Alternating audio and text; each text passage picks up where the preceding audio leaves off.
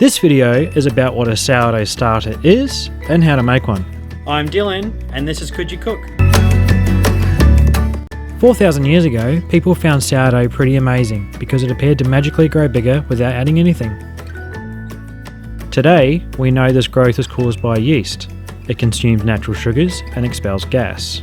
It's this gas that causes growth, a bit like blowing up a balloon. To make a loaf of bread, modern bakers just use yeast from a packet. But we are going to use wild yeast and nurture it until it's super potent. Yeast is found naturally, almost everywhere.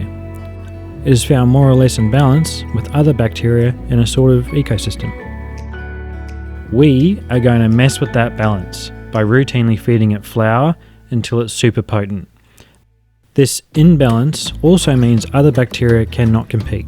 It's this science experiment of yeast goo that we call leaven, or a sourdough starter. So to make one, we mix equal weights of flour and water. To start with, I'm using 120 grams of both. Make sure you cover it to stop it drying out or getting bugs in it, but make sure gas can escape because you don't want an explosion. Every day, until it's ready, we add the same amount of flour and water. After a couple of days, we start to discard some of it before we feed. This keeps it hungry and maintains a good yeast to flour ratio as we go forward. You will know it's ready because it will start to get super bubbly all the way through.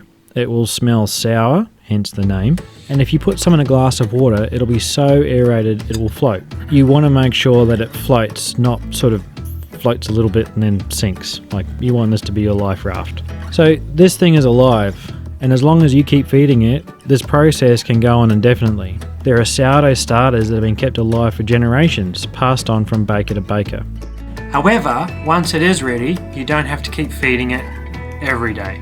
I'll go more into preserving a starter in the last video for the series. In the meantime, the great thing is, if someone finds your radioactive yeast goo and throws it out in disgust, it's very easy to start again.